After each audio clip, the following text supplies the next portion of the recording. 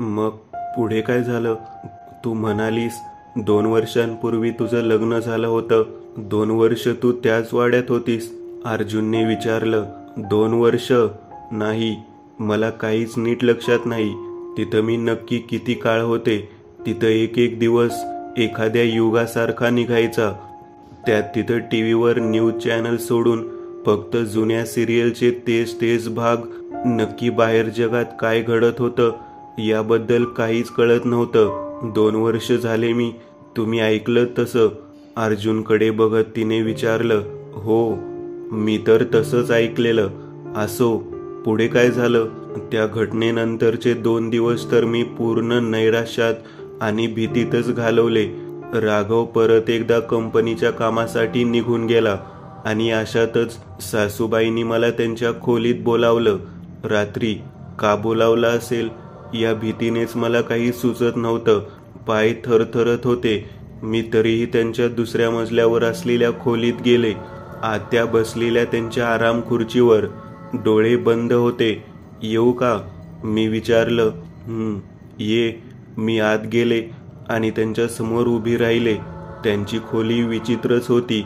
कोणत्याही खोलीत आपण प्रसन्न आणि सकारात्मक पसरवणाऱ्या गोष्टी, पेंटिंग्स ठेवतो, पण तिथं मात्र विपरीत होतं. भिंतीवर एक नाही, बरीच पेंटिंग्स होती. वटवा गुळाचे एक विचित्र पेंटिंग होतं, ज्यात वटवा गुळाचा थवा आकाश आच्छादून होता. दुसऱ्या एका पेंटिंगमध्ये मावळत्या सूर्या झलक आणि काळा समुद्र दिसत होता. अशी पेंटिंग होती. बस, मला जरा तुला काही गोष्टी सांगायच्या आहेत. आता तू या घरची सून आहेस, त्यामुळे सून म्हणून जे शोभत नाही त्या गोष्टी करणं आता बंद कर. सुशीला सोबत फक्त कामापुरतं बोलायचं. घरातल्या नोकर माणसांशी जास्त सलगीने बोलायचं नाही. रात्री झोपताना तू काय कपडे घालून झोपतेस? महागडे नाईट सूट तुला दिलेले आहेत ना? आणि मी असं ऐकलं तू आपल्या नोकराला म्हणत होतीस की तुझ्या बेडरूमच्या टीव्हीवर न्यूज चॅनल येत नाहीत. काय गरज आहे तुला न्यूज चॅनलची? तुझं जग आता हा वाडा हेच आहे. तसंही बाहेरचं जग आता फार काळ. असो, आणि स्वतःची काळजी घे. जेवण वेळेवर कर. मी हे तुला सांगते आहे कारण तुझ्या सासऱ्यांच्या इलाजासाठी आम्ही आता सतत मुंबई पुणे असे प्रवासात राहणार आहोत. महिन्यातून 2 वेळा इथे येत जाऊ. त्यामुळे आता घर तुलाच सांभाळायचं आहे. राघवला कसलेही प्रश्न विचारू नकोस. तो त्याच्या कामात व्यस्त आहे. समजलं मी काय म्हणाले ते? जा आता. हे सगळं त्या डोळे बंद करूनच बोलल्या. अक्षरा म्हणाली. त्यांचं ते वाक्य, तसंही बाहेरचं जग आता फार काळ, याचा काय अर्थ होता? अर्जुनने विचारलं. मलाही नाही समजलं. ते कदाचित ते याच दिवसाबद्दल बोलत होत्या, पण विचारायची माझी हिंमत नव्हती. मी तिथून माझ्या खोलीत आले. ज्या राघववर मी प्रेम केलं तो कधी माझा नव्हताच. तो तर फक्त एक निमित्त मात्र होता. या जंजाळात मला अडकवण्यासाठीचं निमित्त. मी माझ्या रूममध्ये आले आणि त्या रात्री जे घडलं ते इतकं विचित्र होतं की त्यानंतर मला कधीच शांत झोप लागली नाही. असं काय घडलं? अर्जुनने विचारलं. खोलीत येऊन मी झोपले. सासूने सांगितल्यानुसार कपाटात असलेला एक महागडा नाईट सूट परिधान केला होता. काय होतं कोणास ठाऊक. काही क्षणातच मेंदूला जणू गुंगी आली आणि झोप लागली. ती झोप इतकी गाढ होती की मला जगाची खबर नव्हती. सकाळी पक्ष्यांचा किलबिलाट सुरू झाला आणि मला हळूहळू जाग आली आणि मी जे अनुभवलं ते भयंकर पेक्षाही विकृत होतं. मी पूर्ण विवस्त्र होते. माझ्या शरीरावर जागोजागी दातांच्या चावलेल्या खुणा होत्या. जागोजागी नखाचे ओरखडे होते. अक्षराला रडू फुटलं. अगं पण राघव तर त्या रात्री आला होता का? अर्जुनने विचारलं. नाही, ती रडत सुटली. ओ शट, मग हे कोणी केलं होतं? अर्जुनने विचारलं. ते मला नंतर समजलं. तिथून मी एका धक्क्यात होते, पण कोणालाही गोष्ट सांगूही शकत नव्हते. कोण विश्वास ठेवेल? सतत असं वाटत होतं ते जे कोणी आहे ते अजूनही त्याच खोलीत होतं. ती नकारात्मक ऊर्जा मला जाणवत होती. मी खाली आल्यावर मला कळलं की सासू आणि सासरे सकाळी लवकर मुंबईला निघून गेले होते. काहीच लक्षात नव्हतं नक्की काल रात्री काय झालं ते, कोण होतं ते, जे माझ्या नकळत माझा गैरफायदा घेत होतं. मला का आठवत नव्हतं ते काहीच समजत नव्हतं. पुढचे 2 ते 3 तास मी त्या खोलीत गेलेच नाही. हॉलमध्येच बसून राहिले. मला ते नरक वाटू लागलं होतं. असं वाटत होतं, हे असं जगणं काय उपयोगाचं. मी उठून उभे राहिले आणि दरवाजाकडे चालत निघाले आणि परत एकदा तसंच होऊ लागलं. हृदयाचे ठोके वाढू लागले. उंबरठा ओलांडला आणि अंगातली ताकद कमी कमी होऊ लागली. त्या गेटपर्यंत येता येता मी जमिनीवर पडले आणि गेटजवळ येत गेटला धरत मी उभी राहिले आणि गेट ढकललं आणि पहिला स्वतःचा हात बाहेर काढला. हाताला काहीच जाणवलं नाही. मग मी पाय बाहेर टाकला. मला वाटलं आता मी सुरक्षितपणे जाईन इथून. मी गेटच्या पूर्णपणे बाहेर आले. दुसरं पाऊल पुढे टाकलं, तिसरं आणि चौथं पाऊलही कसंबसं पुढे टाकलं. पण 5व्या पावलानंतर जणू माझ्या गळ्याभोवती फास आवळल्यासारखं जाणवू लागलं. 6वं पाऊल पुढे टाकलं आणि तो फास अधिकच घट्ट झाला. जीव गुदमरू लागला. मी हात पुढे झटकला आणि पुढे हे झालं. तिने स्वतःच्या हाताकडे त्याचं लक्ष वेधलं. तो हादरला. तिच्या हाताचं मधलं बोट अर्धच शिल्लक होतं. तिने गळ्याभोवती असलेला साडीचा पदर बाजूला केला आणि गळ्यावर असलेला लालसर असा उरण त्याला दिसला. ती खरं बोलत होती. ते यावर त्याचा विश्वास बसला. मग तू काय केलंस? माझं कापून जमिनीवर पडलेलं बोट बघून मी माघार घेतली. कशीबशी त्या गेटच्या आत शिरले आणि बेशुद्ध झाले. जाग आली तेव्हा खोलीत होते. सुशीला होती बाजूला. ती काहीच बोलत नव्हती. माझ्या जखमेवर तिने एक मलमपट्टी केली होती. माझ्या गळ्याभोवती देखील तिने काहीतरी लावलं होतं, पण ती काही बोलत नव्हती. तिच्या चेहऱ्यावरही माझ्याबद्दल काळजी मला दिसत होती. तिने हळूच माझ्या हाताच्या मुठीत काहीतरी दाबलं. तो एक कागद होता. डोळ्याने तिने मला कसला तरी इशारा केला आणि ती काहीच न बोलता माझ्या खोलीतून निघून गेली. अगदी हळूच तो कागद मी उघडून बघितला. त्यात एक वाक्य लिहिलेलं, आज रात्री गच्चीवर 1 वाजता मला भेट. एवढंच वाक्य त्यात लिहिलेलं होतं. तिच्याकडे नक्कीच या वाड्याच्या आणि या वाड्यात राहणाऱ्या त्या लोकांबद्दल बरीच रहस्य होती. मला एक गोष्ट तर समजली होती की ती देखील कधी काळी माझ्यासारखीच या वाड्यात सून म्हणून आलेली होती आणि तिला माझ्यापेक्षा जास्त माहिती होती. रात्री काही खायची इच्छा नव्हती, पण तरीही थोडंफार खाऊन मी माझ्या खोलीत येऊन आडवी झाले होते. मी वाट बघत होते कधी घड्याळाचा काटा 1 वर येतोय. सुशीलाला भेटायला मी खूप जास्त उत्सुक होते. कदाचित तिला ठाऊक असेल इथून निघायचा मार्ग. कदाचित ती जाणत असेल. मनात एक भीती आणि आशेचा किरण, दोन्ही भावनांचं मिश्रण होतं. झोपेवर कसा तरी ताबा मिळवत मी 1 वाजेपर्यंत जागी राहिले. जसे घड्याळात 1 वाजायचे ठोके पडले, मी उठून बसले. पण या क्षणी खोलीत काहीतरी विचित्र घडलं होतं. इतका वेळ अदृश्य असं दडपण त्या खोलीत जाणवत होतं. हे घड्याळाच्या त्या ठोक्याच्या नंतर का कोणास ठाऊक आपोआप हलकं झालेलं, एक स्वतंत्र असल्याची भावना आपसूक जाणवू लागलेली. खूप हलकं हलकं वाटू लागलेलं. मी खोलीच्या दरवाजाजवळ आली.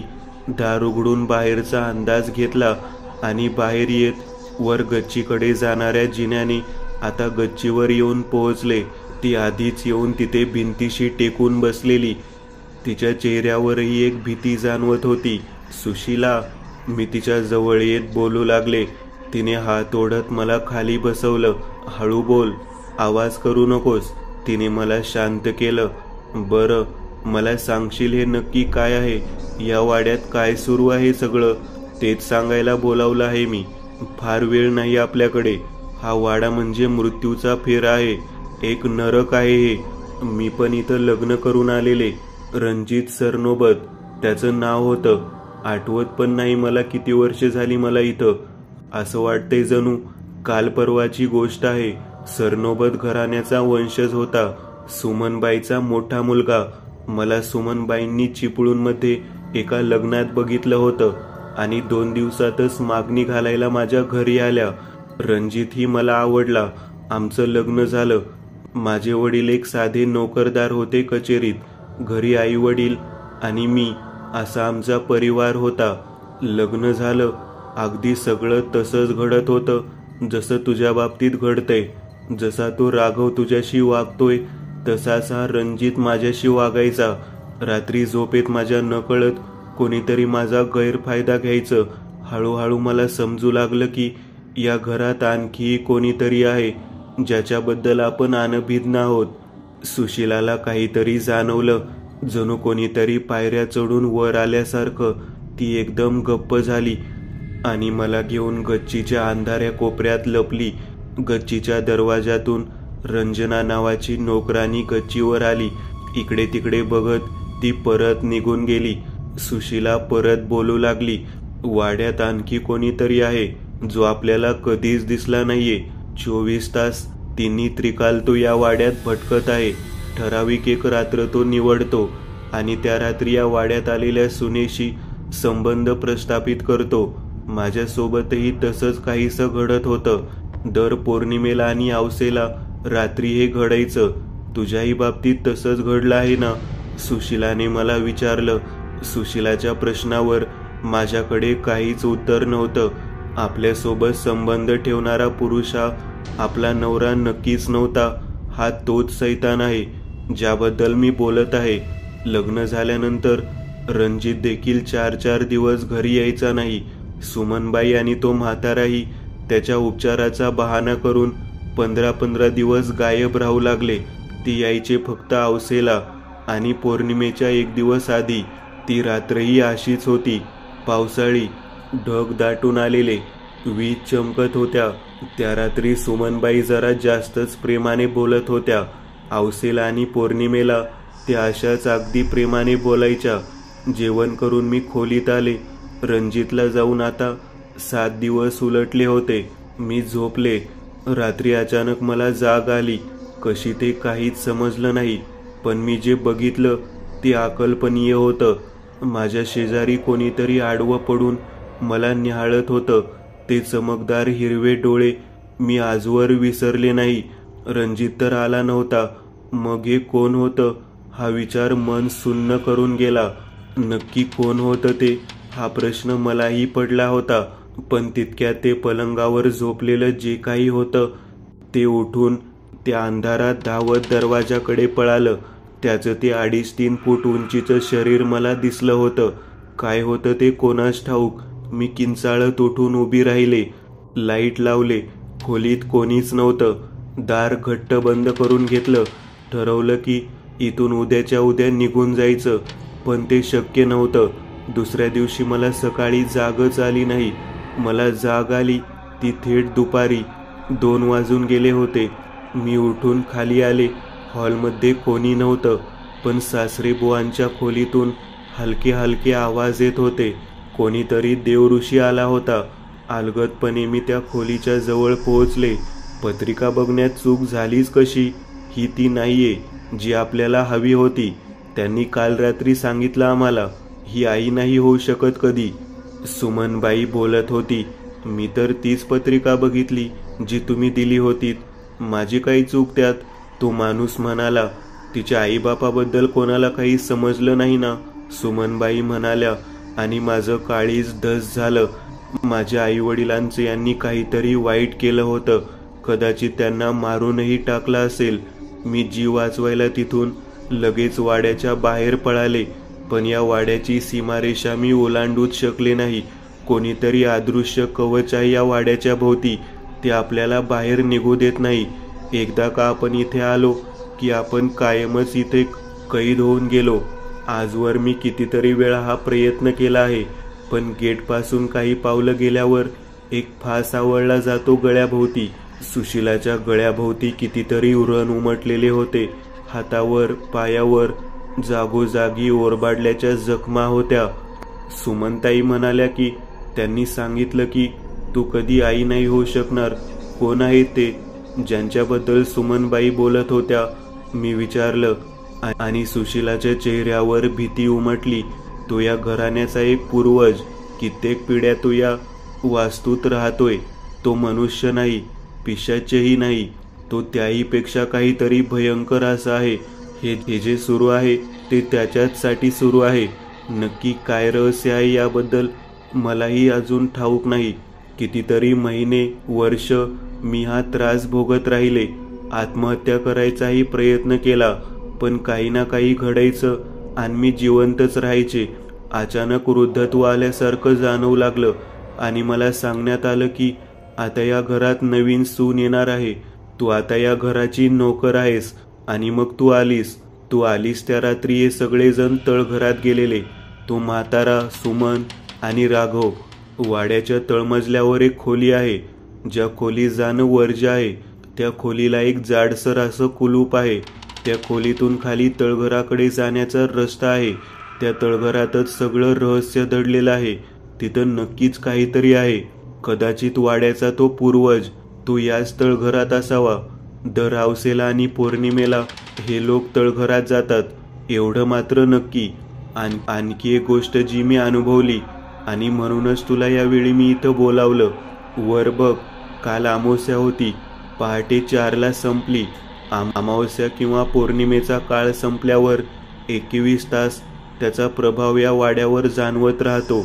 पण 21 तासांच्या त्या प्रहरानंतर एक तास या वाड्यातली ती काळी शक्ती निद्रिस्त असते. आता यावेळी आपण त्याच 1 तासाच्या कालावधीत आहोत. पण कितीही काही झालं तरी आपण या 1 तासात सुद्धा ही वाड्याची सीमारेषा ओलांडू शकत नाही. ते शक्य झालं तर आपल्याला इथून निघता येईल, पण म्हणजे या 1 तासात आपण वाड्यात काहीही करू शकतो, कुठेही जाऊ शकतो. हो, वाड्यातली इतर नोकर माणसं यांचं काय? मी विचारलं. त्यांच्यापासून काही धोका नाही, कारण कोणताच नोकर माणूस हे 1 महिन्यापेक्षा जास्त ठेवले जात नाही. त्यांना यातील काहीही माहीत नाही. इथं धोका फक्त या वाड्यात लग्न करून आलेल्या सुनेला आहे. तिच्या व्यतिरिक्त इथं कोणाच्या जीवाला धोका नाही, सुशीला म्हणाली. आणि वाड्याच्या हॉलमधल्या त्या घड्याळाचे टोले पडले. वेळ संपली होती. आम्ही तिथून लगेच खाली आलो. रात्री खोलीत येऊन मी त्याच विचारात झोपी गेले. आता पुढची पौर्णिमा किंवा आवाज झाल्याशिवाय आम्हाला काहीही करता येणार नव्हतं, कारण पुढची 15 दिवस सुशीलाच्या सांगण्यानुसार कायम या वाड्यात त्याची नजर आमच्यावर असणार होती. 13 दिवस कसे तरी निघून गेले. या 7 दिवसात माझी आणि सुशीलाची केवळ नजरानजरच व्हायची. त्या व्यतिरिक्त आम्ही एकमेकांशी काहीही संवाद साधत नव्हतो.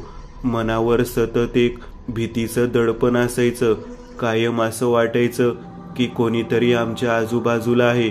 उघड्या डोळ्यांनी काहीही दिसायचं नाही, पण आतमधली चेतना सतत हा संदेश देत होती. 13व्या दिवशी संध्याकाळी वाड्याच्या गेटसमोर आमची कार येऊन थांबली. कारमधून सासूबाई खाली उतरल्या. त्यांची तब्येत खूपच खराब झाल्यासारखी वाटत होती. तिच्या चेहऱ्यावर असणारं तेज आता विरळ झालं होतं. सासऱ्याची बळकट शरीरयष्टी देखील आता खालावलेली वाटत होती. ते दोघे 1 दिवस आधीच आले होते, म्हणजे नक्कीच काहीतरी घडलं असणार. सुशीलाच्या नजरेतून मला हे समजलं होतं.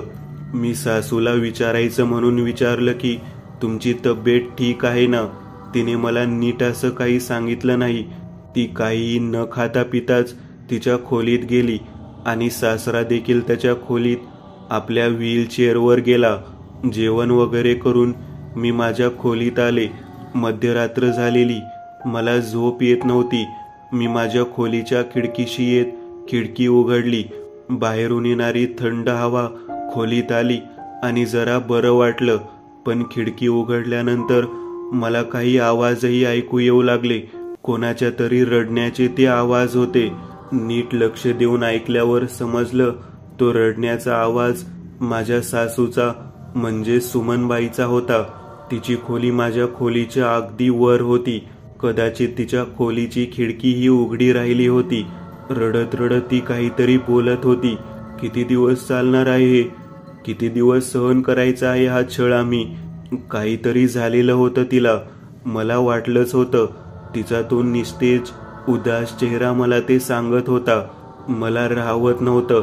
मी अलगदपणे खोलीतून बाहेर आले आणि हळूच वरच्या मजल्याकडे चालू लागले. का कोणास ठाऊक, पण असं वाटत होतं जणू हा तोच 1 तासाचा काळ होता. कारण मनावरचं ओझं हलकं झाल्यासारखं वाटत होतं. सासूच्या खोलीशी येत फटीतून मी आत डोकावलं आणि मला हादराच बसला. तिच्या हातावर पायावर विचित्र असे काळे डाग पडलेले होते. त्यावर सतत टोचणारी वस्त्र तिने पूर्णपणे उतरवली होती. एका भिंतीकडे बघत ती एकटीच बडबडत होती, पण भिंतीजवळ तर कोणीच नव्हतं. ती मध्येच बोलायची आणि मग गप्प व्हायची, जणू समोरून कोणीतरी काहीतरी बोलत होतं आणि ती त्या व्यक्तीचं ते बोलणं ऐकत होती. असं वाटत होतं यावेळी चूक होणार नाही, उद्याची रात्र आपल्यासाठी फलदायी ठरेल. मग फक्त 21 दिवसांनी आपल्याला जे हवं आहे ते घडेल. माझ्यावर विश्वास ठेवा. ते एकदा झालं की मग तरी आम्हाला मुक्त करा इथून. ती रडत होती आणि गप्प झाली. ती स्त्री आई होऊ शकते, विश्वास ठेवा, सुमनबाई म्हणाली. आणि इतक्या दरवाजावर आतल्या बाजूने काहीतरी आदळून खाली पडून फुटलं. मी तिथून जीव वाचवत पळाले आणि खोलीत येऊन दार बंद करून घेतलं.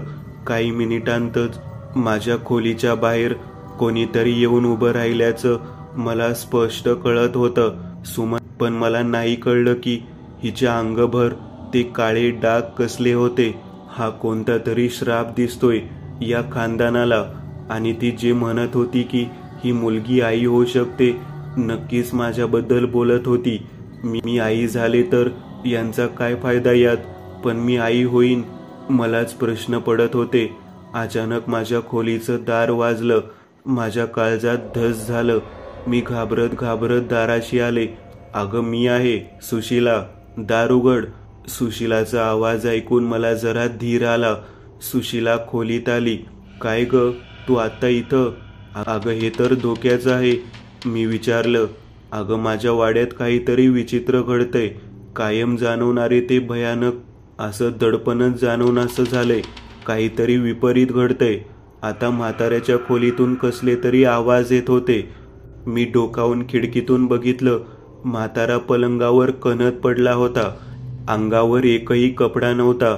संपूर्ण शरीरावर कसले तरी काळे विचित्र असे डाग पडले आहेत. म्हाताऱ्याला इतकं घाबरलेला मी पहिल्यांदा बघितलं. सुशिलाने तिचं बोलणं संपवलं आणि मी जे बघितलं ते मी तिला सांगितलं.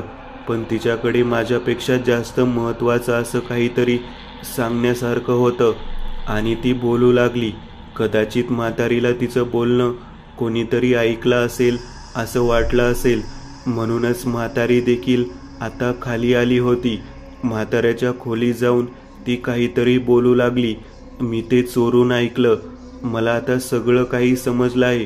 हे साधंसुधं प्रकरण नाही अक्षरा. म्हातारी म्हाताऱ्याला म्हणत होती ते मी ऐकलं. तिच्या पोटी त्याची संतती जन्माला आली की आपण यातून सुटू, अन्यथा हा त्रास आपल्याला कायम होईल. फक्त 21 दिवस सहन करायचं आहे. बोलत बोलत म्हातारीचं नाक आपोआप फुटलं आणि रक्त वाहू लागलं. तिने नाक दाबलं आणि तिच्या तोंडातून रक्त येऊ लागलं.